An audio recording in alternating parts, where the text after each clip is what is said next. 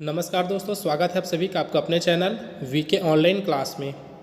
तो आज की इस वीडियो में हम लोग बात करने वाले हैं दोस्तों सामाजिक विज्ञान के कुछ महत्वपूर्ण प्रश्नों के ऊपर, जो कि आगामी सभी एग्जाम के लिए अत्यंत महत्वपूर्ण है, क्योंकि इसमें ऐसे प्रश्नों को लिया गया है दोस्तों जो कि सामान्य ज्ञान के लिए बहुत ही महत्वपूर्ण है और जो कि इतिहास से लिया गया है। और हमको पता है कि इतिहास से सभी जितने भी पेपर्स होते हैं सभी में एग्ज़ाम पूछा जाता है, चाहे सीटेट हो, टेट हो, शिक्षक भर्ती हो या फिर कोई अन्य एग्ज़ाम हो, तो सभी के लिए अत्यंत उपयोगी है। तो वीडियो में हमारे साथ पूरा बने रहें। तो दोस्तों बिना देरी के वीडियो को स्टार्ट करते हैं और देखते हैं आज के हमारे प्रश्नों को। तो प्रश्न है दोस्तों आज का, अजातशत्रु निम्न में से किस जनपद का शक्तिशाली शासक था? तो किस जनपद का शक्तिशाली शासक था? तो ऑप्शन है हमारे यहाँ सही हो जाएगा दोस्तों, अर्थात मगध का। अगला प्रश्न है, सभी जीव जीना चाहते हैं, सभी के लिए जीवन प्रिय है, किसका कथन है? बताना है दोस्तों यह कथन किनके द्वारा दिया गया था। तो इसका जो आंसर हो जाएगा दोस्तों वो हो जाएगा ऑप्शन बी, अर्थात महावीर का यह कथन है। अगला प्रश्न देखते हैं। प्रश्न है दोस्तों, महावीर के अनुयायी किस नाम से जाने जाते हैं? ऑप्शन ए दिया है महावीर शिष्य, option B Jain, option C भिक्षु और ऑप्शन डी उपरोक्त सभी। तो इसका जो आंसर है दोस्तों वो हो जाएगा ऑप्शन बी, अर्थात जैन के नाम से जाने जाते हैं महावीर के अनुयायी। अगला प्रश्न है, थेरा किसे कहा जाता है? तो किसे कहा जाता है दोस्तों थेरा? ऑप्शन ए है बुद्ध के शिष्यों को, ऑप्शन बी है महावीर के उच्च शिष्यों को, ऑप्शन सी है सन्यासियों को और ऑप्शन डी है जैन धर्म के उपदेशक को। इसका जो आंसर हो जाएगा दोस्तों वो हो जाएगा ऑप्शन डी, अर्थात जैन धर्म के उपदेशक को क्या कहा जाता है? तो थेरा कहा जाता है, याद रखिएगा। प्रश्न है, लिप्सा को तृष्णा किसने कहा? तो किन्होंने कहा दोस्तों लिप्सा को तृष्णा? तो इसका जो आंसर हो जाएगा दोस्तों वो हो जाएगा ऑप्शन सी, अर्थात बुद्ध ने कहा है लिप्सा को तृष्णा।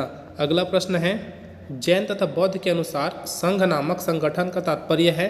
तो क्या तात्पर्य है दोस्तों इसका? तो ऑप्शन सी हमारे यहाँ सही हो जाएगा, अर्थात गृह त्यागने वाले व्यक्तियों के लिए। अगला प्रश्न है, जैन तथा बौद्ध द्वारा बनाए गए शरण स्थल को कहा जाता है? क्या कहा जाता है दोस्तों जैन तथा बौद्ध द्वारा बनाए गए शरण स्थल को? तो ऑप्शन डी हमारे यहाँ सही हो जाएगा, अर्थात विहार कहा जाता है। अगला प्रश्न है, उपनिषद का शाब्दिक अर्थ है। तो उपनिषद का शाब्दिक अर्थ क्या होता है? ऑप्शन ए है गुरु के समीप बैठना, ऑप्शन बी है आर्थिक परिपक्वता, ऑप्शन सी है सामाजिक चिंतन प्रक्रिया और ऑप्शन डी है ए तथा सी दोनों। तो इसका जो आंसर है दोस्तों वो हो जाएगा ऑप्शन ए, अर्थात गुरु के समीप बैठना, यह होता है उपनिषद का शाब्दिक अर्थ। अगला प्रश्न है, वानप्रस्थ आश्रम का उद्देश्य है। तो क्या है दोस्तों इस आश्रम का उद्देश्य? तो ऑप्शन बी हमारे यहाँ सही हो जाएगा, अर्थात जंगलों में रहकर साधना करना। तो ये क्या है दोस्तों वानप्रस्थ आश्रम का उद्देश्य है। अगला प्रश्न है, जरथुस्त्र कौन थे? तो कौन थे दोस्तों ये बताना है। तो इसका जो आंसर हो जाएगा वो हो जाएगा ऑप्शन सी, अर्थात ईरानी पैगंबर थे। अगला प्रश्न है, जरथुस्त्र के अनुयायी निम्न में से किसके पूर्वज माने जाते हैं? तो किनके पूर्वज माने जाते हैं? तो ऑप्शन डी हमारा यहाँ सही हो जाएगा दोस्तों, अर्थात पारसियों के पूर्वज माने जाते हैं। अगला प्रश्न है, चंद्रगुप्त मौर्य द्वारा किस साम्राज्य की स्थापना की गई? तो किस साम्राज्य की स्थापना की गई थी दोस्तों चंद्रगुप्त मौर्य द्वारा? तो मगध साम्राज्य की स्थापना की गई थी। प्रश्न देखते हैं। प्रश्न है, चंद्रगुप्त मौर्य के साम्राज्य में सम्मिलित थे। तो कौन से सम्मिलित थे दोस्तों उनके साम्राज्य में? ऑप्शन ए दिया है कांधार, ऑप्शन बी है गुजरात, ऑप्शन सी है कश्मीर और ऑप्शन डी उपरोक्त सभी। तो इसका जो आंसर है दोस्तों वो हो जाएगा ऑप्शन डी, अर्थात उपरोक्त सभी। तो यहाँ दोस्तों गांधार है, ठीक है, ये क नहीं है, ये ग हो जाएगा, गांधार है। तो ये जो तीनों थे दोस्तों वो क्या थे? तो चंद्रगुप्त मौर्य के साम्राज्य में शामिल थे। अगला प्रश्न है, मौर्य वंश के सबसे प्रसिद्ध। प्रश्न है दोस्तों, चंद्रगुप्त मौर्य के साम्राज्य में सम्मिलित थे, तो उनके साम्राज्य में कौन कौन से सम्मिलित थे?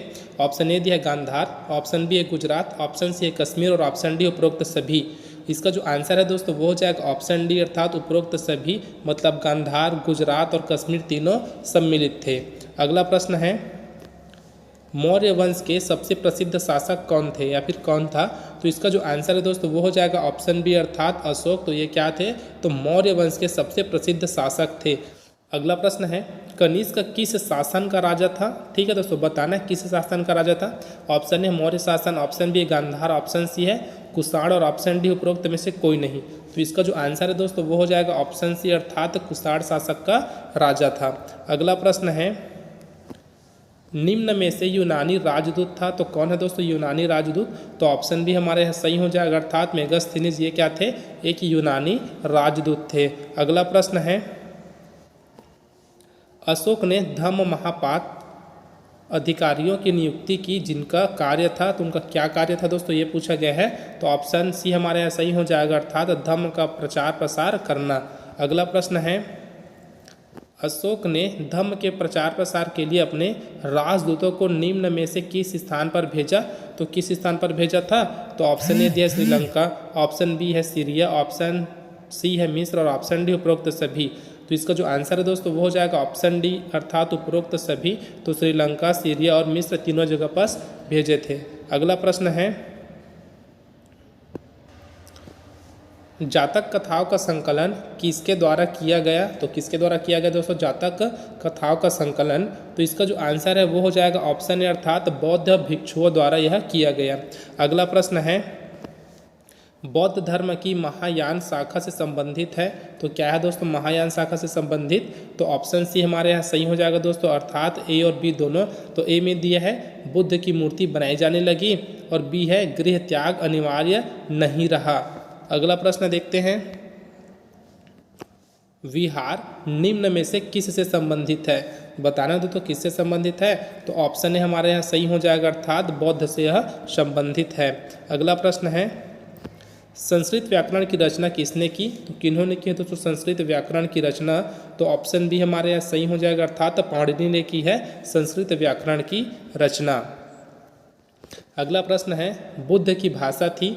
तो बुद्ध की भाषा क्या थी। ऑप्शन ए है Hindi, option B Sanskrit, option C Prakrit और ऑप्शन डी है देव संस्कृत। तो इसका जो आंसर है दोस्तों वो हो जाएगा ऑप्शन सी अर्थात प्राकृति बुद्ध की भाषा। अगला प्रश्न है मौर्य समाज की स्थापना कब हुई। तो कब हुई दोस्तों मौर्य समाज की स्थापना।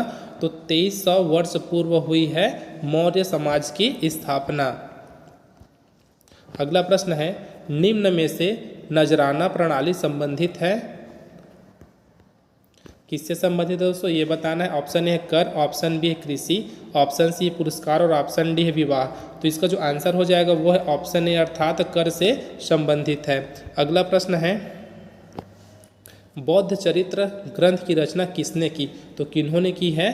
तो ऑप्शन सी हमारे यहाँ सही हो जाएगा दोस्तों अर्थात अश्वघोष ने की है बौद्ध चरित्र ग्रंथ की रचना। प्रश्न है दोस्तों कैडिसार कहा जाता था, किनको कहा जाता था दोस्तों कैडिसार ये पूछा गया है। ऑप्शन ए दिया है कंपनी के कर्मचारियों को, ऑप्शन बी है भूस्वामियों को, ऑप्शन सी है भूमिहीन मजदूरों को और ऑप्शन डी है ग्राम प्रधान को। तो इसका जो आंसर है दोस्तों वो हो जाएगा ऑप्शन सी अर्थात भूमिहीन मजदूरों को कहा जाता था कैडिसार। अगला प्रश्न है गृहपति संबंधित है, किससे संबंधित है दोस्तों। ऑप्शन ए स्वतंत्र कृषक, ऑप्शन बी है गांव के मुखिया या फिर प्रधान, ऑप्शन सी है शिल्पकार और ऑप्शन डी उपरोक्त सभी। इसका जो आंसर है दोस्तों वो हो जाएगा ऑप्शन ए अर्थात स्वतंत्र कृषक। अगला प्रश्न है वेलल्ला का संबंध है। ऑप्शन ए दिया है तमिल क्षेत्रों के निर्धन किसानों से, ऑप्शन बी है दक्षिण क्षेत्र के बड़े भूमि स्वामियों से। ठीक है दोस्तों फिर भूस्वामियों से है। अगला प्रश्न है इतिहासकारों से और अगला है शिल्पकार व व्यापारियों से। तो इसका जो आंसर है दोस्तों वो हो जाएगा ऑप्शन बी अर्थात दक्षिणी क्षेत्र के बड़े भूस्वामियों से। अगला प्रश्न है तामिल की सभी प्राचीन रचनाओं को मिलाकर किसका निर्माण किया गया। तो किसका निर्माण किया गया है दोस्तों तामिल की जितनी भी प्राचीन रचनाएं हैं उनको मिला करके। तो इसका जो आंसर है वो हो जाएगा ऑप्शन सी अर्थात संगम साहित्य का निर्माण किया गया है। अगला प्रश्न है प्रशस्तियाँ लिखने का चलन किस काल में बढ़ा था। तो किस काल में बढ़ा था दोस्तों। ऑप्शन ए है कुषाण काल में, ऑप्शन बी है गुप्त काल में, ऑप्शन सी है बौद्ध काल में और ऑप्शन डी है पल्लव काल में। तो इसका जो आंसर है दोस्तों वो हो जाएगा ऑप्शन बी अर्थात गुप्त काल में। अगला प्रश्न है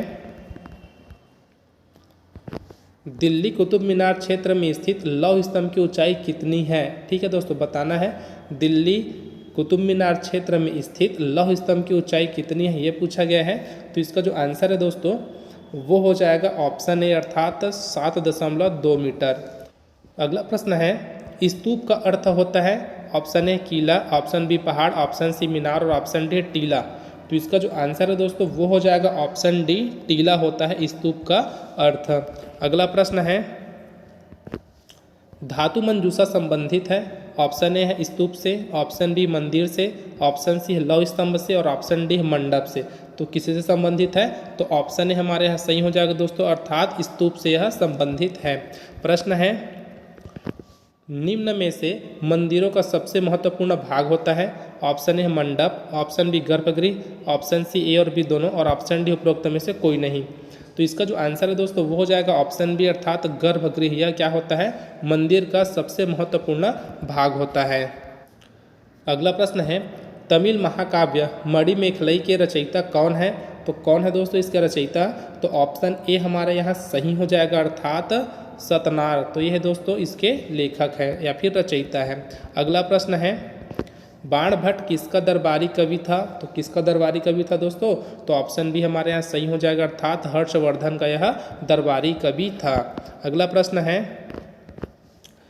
प्रयाग प्रशासनिक संबंधित है, किसी से संबंधित है दोस्तों? यह ऑप्शन ए है चंद्रगुप्त से, ऑप्शन बी है चंद्रगुप्त द्वितीय से, ऑप्शन सी है समुद्रगुप्त से और ऑप्शन डी उपरोक्त सभी से।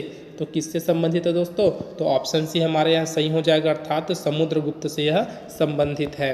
अगला प्रश्न है, प्रशास्ति है, ठीक है दोस्तों, क्या पूछा गया है? प्रशास्ति है का मतलब उसका मतलब क्या है ये पूछा गया है। ऑप्शन ए है जिसमें प्रशंसा की गई हो, ऑप्शन बी है किसी के संबंध में लिखा गया हो, ऑप्शन सी है पराजय का वर्णन किया हो और ऑप्शन डी है ए तथा बी दोनों। तो क्या हो जाएगा दोस्तों इसका आंसर? तो ऑप्शन डी हमारे यहाँ सही हो जाएगा। और डी में क्या दिया है? ए और बी दोनों। तो ए में क्या दिया है? जिसमें प्रशंसा की गई हो, और दूसरा क्या है? किसी के संबंध में लिखा गया हो। तो ये होता है दोस्तों इसका अर्थ। अगला प्रश्न है, कश्मीर का वर्णन निम्न में से किसके काव्य में मिलता है? तो किसके काव्य में मिलता है? तो ऑप्शन सी हमारे यहाँ सही हो जाएगा दोस्तों, अर्थात कल्हड़ के यह काव्य में मिलता है। अगला प्रश्न है, हैदराबाद राज्य की स्थापना किसने की? तो किन्होंने की है दोस्तों हैदराबाद राज्य की स्थापना? तो ऑप्शन बी हमारे यहाँ सही हो जाएगा अर्थात आसफजाह ने। अगला प्रश्न है, मुर्शिद अली खां कहाँ का शासक था? तो कहाँ का शासक था दोस्तों यह? तो यह बंगाल का शासक था, अर्थात ऑप्शन डी हमारा यहाँ सही हो जाएगा। अगला प्रश्न देखते हैं दोस्तों, सादत खां कब अवध का सूबेदार नियुक्त हुआ? ठीक है दोस्तों, तो किस ईस्वी में हुआ ये पूछा गया है। तो ऑप्शन बी हमारे यहाँ सही हो जाएगा दोस्तों, अर्थात 1722 ईस्वी में यह नियुक्त हुआ। अगला प्रश्न है, खालसा पंथ की स्थापना किसने की? तो किन्होंने की है दोस्तों खालसा पंथ की स्थापना? तो ऑप्शन सी हमारे यहाँ सही हो जाएगा, अर्थात गुरु गोविंद सिंह ने की है खालसा पंथ की स्थापना। अगला प्रश्न है, गुरु गोविंद सिंह की मृत्यु कब हुई, अर्थात किस ईस्वी में हुई दोस्तों ये पूछा गया है। और हमको ऑप्शन दिया 1709, 1711, 1718 और 1708। इसका जो आंसर है दोस्तों वो हो जाएगा ऑप्शन डी, अर्थात 1708 ईस्वी में गुरु गोविंद सिंह की मृत्यु हुई। अगला प्रश्न है, दल खालसा में कौन कौन सी सिख सेनाएं सम्मिलित थी? ठीक है दोस्तों, सम्मिलित थी, तो बताना है कौन कौन सी सेनाएं सम्मिलित थी। ऑप्शन ए दिए है जत्थों, ऑप्शन बी है मिसलो और ऑप्शन सी है ए तथा बी दोनों और ऑप्शन डी है उपरोक्त में से कोई नहीं। तो इसका जो आंसर है दोस्तों ऑप्शन सी सही हो जाएगा, अर्थात ए तथा बी दोनों। अगला प्रश्न है, मराठा राज्य की स्थापना किसने की? तो किन्होंने की है दोस्तों मराठा राज्य की स्थापना? तो ऑप्शन ए हमारे यहाँ सही हो जाएगा, अर्थात शिवाजी ने की है मराठा राज्य की स्थापना। अगला प्रश्न है, संस्कृति के वह सभी पक्ष जो मानव की अगली पीढ़ी को उनके पूर्वजों द्वारा हस्तांतरित किए जाते हैं क्या कहा जाता है? तो क्या कहा जाता है दोस्तों? तो ऑप्शन बी हमारे यहाँ सही हो जाएगा, अर्थात सांस्कृतिक विरासत कहा जाता है। अगला प्रश्न है 49वें नंबर का प्रश्न है, भारतीय संस्कृति का स्वरूप है। तो कैसा है दोस्तों भारतीय संस्कृति का जो स्वरूप है वह पूछा गया है। तो ऑप्शन सी हमारे यहाँ सही हो जाएगा दोस्तों, अर्थात धर्मनिरपेक्षता है भारतीय संस्कृति का स्वरूप। अगला प्रश्न है, भारतीय संस्कृति है, ऑप्शन ए है अध्यात्मवादी, ऑप्शन बी है सापेक्षवादी, ऑप्शन सी है भौतिकवादी और ऑप्शन डी ए तथा सी दोनों। तो इसका जो आंसर हो जाएगा दोस्तों वो हो जाएगा ऑप्शन डी अर्थात ए तथा सी दोनों। तो ए में दिया है अध्यात्मवादी और सी में दिया है भौतिकवादी। अगला प्रश्न है वराह मिहिर द्वारा रचित बृहत संहिता का संबंध है तो किससे है दोस्तों, इसका संबंध ये पूछा गया है। ऑप्शन ए दिया है नक्षत्र विज्ञान से, ऑप्शन बी है वनस्पति विज्ञान से, ऑप्शन सी है रसायन तथा चिकित्सा विज्ञान से और ऑप्शन डी है वैदिक विज्ञान से। इसका जो आंसर हो जाएगा दोस्तों वो हो जाएगा ऑप्शन ए अर्थात नक्षत्र विज्ञान से इसका संबंध है। अगला प्रश्न है आर्यभट्टीय ग्रंथ किसका है तो किसका है दोस्तों यह ग्रंथ, तो ऑप्शन सी हमारा यहाँ सही हो जाएगा दोस्तों अर्थात आर्यभट्ट का ही यह ग्रंथ है। अगला प्रश्न है शून्य के आविष्कारक निम्न में से कौन है। Option A Aryabhatta, option B है ब्रह्मगुप्त, ऑप्शन सी है वराह मिहिर और ऑप्शन डी है ए तथा बी दोनों। तो कौन है दोस्तों इस अर्थात शून्य के आविष्कारक, तो ऑप्शन बी हमारा यहाँ सही हो जाएगा अर्थात ब्रह्मगुप्त है। अगला प्रश्न है बीजगणित की खोज किसने की। ठीक है दोस्तों, किन्होंने की है बीजगणित की खोज ये पूछा गया है। तो हमारे पास चार ऑप्शन है दोस्तों, चारों में से जो इसका सही है वो हो जाएगा ऑप्शन डी अर्थात आर्यभट्ट ने की है बीजगणित की खोज। अगला प्रश्न है चरक संहिता तथा सुश्रुत संहिता ग्रंथों का विषय है तो क्या है दोस्तों इनका विषय, और इनका जो विषय है दोस्तों वो है ऑप्शन ए अर्थात औषध विज्ञान अर्थात औषधि विज्ञान इनका विषय है। अगला प्रश्न है शेख अब्दुल्लाह तथा शेख अजीज उल्लाह संबंध था। ठीक है दोस्तों, इनका संबंध किससे था ये पूछा गया है। ऑप्शन ए दिया है कुरान की शिक्षा से, ऑप्शन बी है वेदों तथा ग्रंथों के अनुवाद से, ऑप्शन सी है प्राकृतिक विज्ञान से और ऑप्शन डी है तार्किक विज्ञान से। तो इसका जो आंसर है दोस्तों वो हो जाएगा ऑप्शन डी अर्थात तार्किक विज्ञान से इनका संबंध था। अगला प्रश्न है लीलावती ग्रंथ किस विषय से संबंधित है। ऑप्शन ए शल्य चिकित्सा, ऑप्शन बी है जीव विज्ञान, ऑप्शन सी गणित और ऑप्शन डी औषध विज्ञान। तो किससे संबंधित है दोस्तों, तो इसका जो आंसर है वो हो जाएगा ऑप्शन सी अर्थात गणित का। अगला प्रश्न है गणित विषय के क्षेत्र में सुप्रसिद्ध ग्रंथ गणित सार किसकी रचना है। तो किनकी रचना है दोस्तों गणित सार, तो ऑप्शन डी हमारा यहाँ सही हो जाएगा अर्थात श्रीधर की यह रचना है जिसका नाम है गणित सार। अगला प्रश्न है भास्कराचार्य का निम्न में से कौन सा ग्रंथ है। तो कौन सा ग्रंथ है दोस्तों भास्कराचार्य का, तो ऑप्शन सी हमारे यहाँ सही हो जाएगा अर्थात लीलावती। अगला प्रश्न है अताउल्लाह रशीदी ने बीजगणित का अनुवाद किसके शासनकाल में किया। तो किनके शासनकाल में किया है दोस्तों, तो ऑप्शन बी हमारा यहाँ सही हो जाएगा अर्थात शारजहाँ के शासनकाल में किया। अगला प्रश्न है बादशाह जहांगीर द्वारा किए गए जनन प्रक्रिया तथा संकरण संबंधित प्रयोगों के विवरण निम्न में से किस पुस्तक में मिलते हैं। तो किस पुस्तक में मिलते हैं दोस्तों, तो ऑप्शन ए हमारे यहाँ सही हो जाएगा अर्थात तुजुक ए जहांगीरी में। अगला प्रश्न है दोस्तों 62वें नंबर का प्रश्न है जिसमें दिया है तोप के गोले बनाने का वर्णन किस किताब में मिलता है। तो कौन सी किताब में मिलता है दोस्तों तोप के गोले बनाने का वर्णन, तो इसका जो आंसर हो जाएगा दोस्तों वो है ऑप्शन बी अर्थात तुजुक ए बाबरी में मिलता है गोले बनाने का वर्णन। अगला प्रश्न है तिब ए फिरोज शाही नामक ग्रंथ फिरोज शाह तुगलक ने लिखा था, इस ग्रंथ का विषय था। तो इस ग्रंथ का जो सब्जेक्ट है दोस्तों उनका विषय है ये हमसे पूछा गया है। तो इसका जो आंसर है दोस्तों वो हो जाएगा ऑप्शन डी अर्थात औषध विज्ञान। तो याद रखिएगा दोस्तों बुक का नाम याद रखिएगा, किसने लिखा ये याद रखिएगा और उनका विषय क्या है ये याद रखिएगा। अगला प्रश्न है बाणभट्ट ने अपने ग्रंथ हर्षचरित में किस राजा की जीवनी लिखी। तो किस राजा की जीवनी लिखी है दोस्तों, ऑप्शन सी हमारे यहाँ सही हो जाएगा अर्थात राजा हर्षवर्धन की जीवनी लिखी है। अगला प्रश्न है हर्षवर्धन का शासन क्षेत्र रहा तो कौन सा रहा था दोस्तों हर्षवर्धन का शासन क्षेत्र। ऑप्शन ए पूर्वी भारत क्षेत्र, ऑप्शन बी है उत्तरी भारत क्षेत्र, ऑप्शन सी है पश्चिमी भारत क्षेत्र और ऑप्शन डी बंगाल क्षेत्र। तो इसका जो आंसर है दोस्तों वो हो जाएगा ऑप्शन बी अर्थात उत्तरी भारत क्षेत्र। अगला प्रश्न है चाहमानों का सबसे प्रसिद्ध शासक है तो कौन है दोस्तों सबसे प्रसिद्ध शासक चाहमानों का। तो इसका जो आंसर हो जाएगा दोस्तों वो हो जाएगा ऑप्शन बी अर्थात पृथ्वीराज। प्रश्न है दोस्तों, पृथ्वीराज चौहान द्वारा मोहम्मद गोरी को किस सन में पराजित किया? तो किस सन में पराजित किया? तो ऑप्शन है हमारे यहाँ सही हो जाएगा दोस्तों, अर्थात 1191 में पराजित किया। अगला प्रश्न है, पृथ्वीराज तथा मोहम्मद गोरी के बीच द्वितीय युद्ध कब हुआ? तो कब हुआ था दोस्तों द्वितीय युद्ध?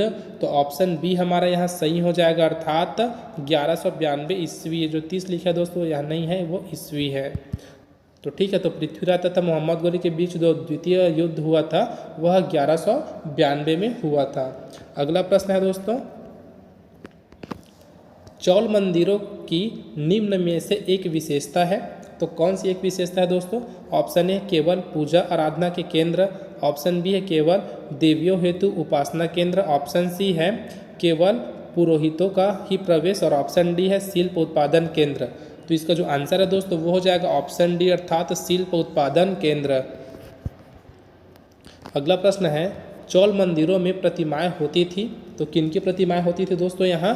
तो ऑप्शन सी हमारे यहाँ सही हो जाएगा, अर्थात कांस्य की प्रतिमाएं होती थी। अगला प्रश्न है, निम्न में से किसने शक शासकों को पराजित किया? तो किन्होंने किया है दोस्तों शक शासक को पराजित? तो ऑप्शन ए हमारा यहाँ सही हो जाएगा, अर्थात चंद्रगुप्त द्वितीय ने किया है शक शासकों को पराजित। अगला प्रश्न है,